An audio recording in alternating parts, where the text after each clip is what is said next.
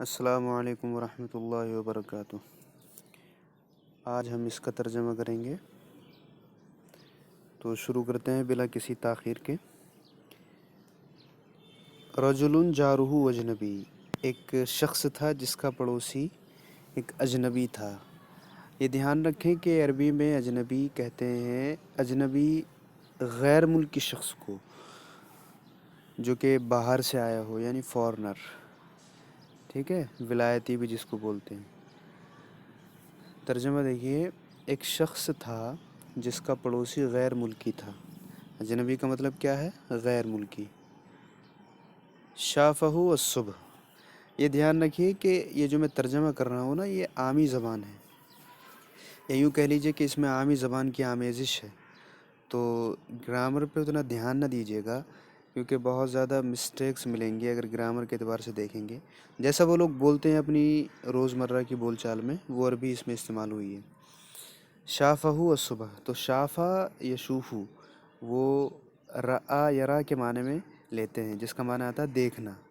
شافہ الصبح، تو اس نے اس کو صبح دیکھا، ٹھیک ہے، یعنی اس شخص نے جو جس کے پڑوس میں وہ اجنبی رہ رہا تھا، یعنی وہ غیر ملکی شخص رہ رہا تھا، اس نے اس کو دیکھا۔ قالہ الاجنبی، اب دیکھیے قالہ، ڈائریکٹ قالہ کہہ دیا، یعنی حالانکہ ہونا کیا چاہیے تھا؟ قالہ لہو۔ قالہ الاجنبی، تو اجنبی یعنی غیر ملکی نے اس سے کہا گڈ مارننگ، پردیسی نے اس سے کہا گڈ مارننگ۔ قالہ الرجل، تو آدمی نے اس سے کہا مارننگ گڈ، اس نے کہا گڈ مارننگ، تو اس نے اس سے کہا گڈ مارننگ، ٹھیک ہے، یہ ترجمہ ہے اس کا۔ سألتہ زوجتہ، تو اس کی بیوی نے اس سے پوچھا، لیش، اب یہ لأئی شیئن کا مخفف ہوتا ہے لیش، لأئی شیئن کا مطلب ہوتا ہے کیوں، جو کہ لماذا کے معنی میں ہوتا ہے۔ لماذا کے معنی میں کیوں ہوتا ہے، تو اس کو بولتے ہیں لأئی شیئن، اور لأئی شیئن کو مخفف کر کے اب لیش بول دیتے ہیں۔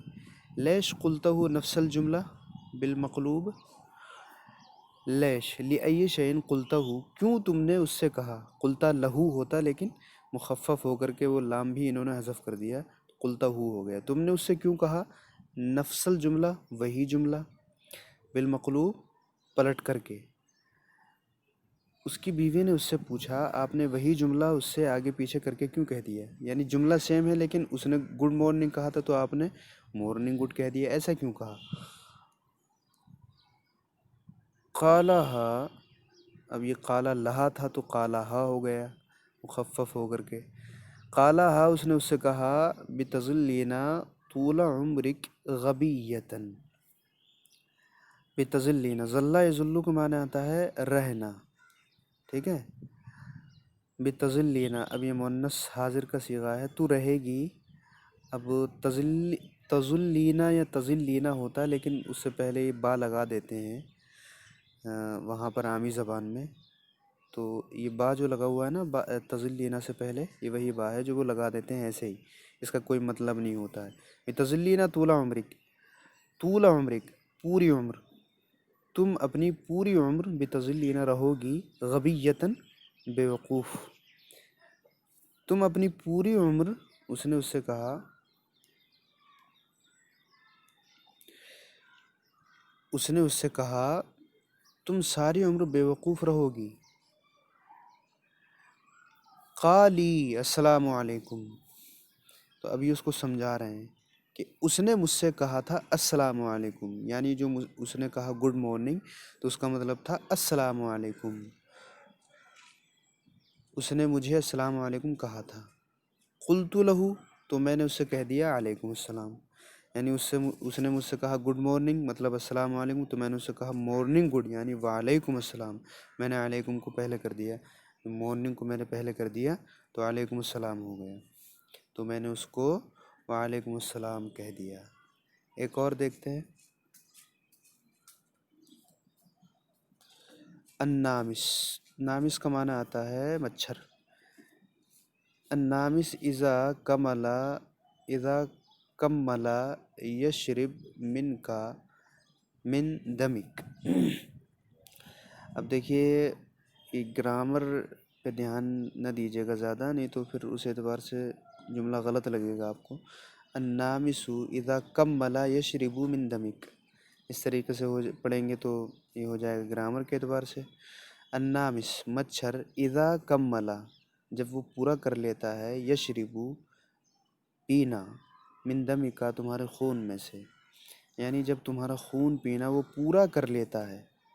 ترجمہ دیکھیے، جب مچھر آپ کا خون پی کر فارغ ہو جاتا ہے، ٹھیک ہے، یجی تو وہ آتا ہے، یمر من جنب اذنک، مر یمر گزرنا، یجی یمر آتا ہے گزرتا ہے، من جنب اذنک، جنب مانے سائڈ، طرف، آپ کے کان کے سائڈ سے، کان کی جانب سے وہ آتا ہے اور آپ کے کان کے پاس سے گزرتا ہے۔ کأنہ یقول لک، گویا کہ وہ کأنہ یقول لک ہوتا، لیکن مخفف ہو گیا، وہ کر دیتے ہیں ایسا، کأنہ یقول لک، گویا کہ وہ آپ سے کہتا ہے، اکرمک اللہ، اللہ تمہاری عزت فرمائے، یعنی اللہ تمہارا مرتبہ بلند کرے، اللہ تمہیں عزت بخشے، بالعافیتی یبن حمار، بالعافیہ، بالعافیہ کا مطلب خوش رہو، ٹھیک رہو، یا اس میں یہ حرف ندا ہے تو الف یہاں سے حذف کر دیا ہے، کر دیتے ہوں گے وہ لوگ۔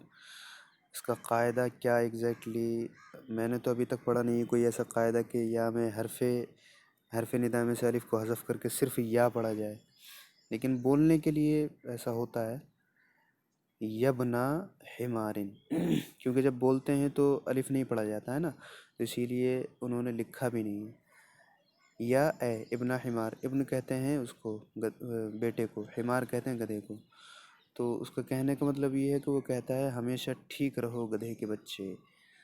تو یہ ایک چٹکلا ہے، اس کو زیادہ سیریسلی نہ لیجیے گا، بس اس میں جو آپ کو لگ رہا ہے کہ جملہ اچھا ہے اور استعمال کرنے میں اس کو بڑھیا ہے تو اس کو استعمال کر لیجیے گا اپنی بول چال میں بھی، کیونکہ آج کل جو عربی بولی جا رہی ہے وہ اسی طرح کی بولی جا رہی ہے۔ ٹھیک ہے، آج یہی ختم کرتے ہیں، السلام علیکم۔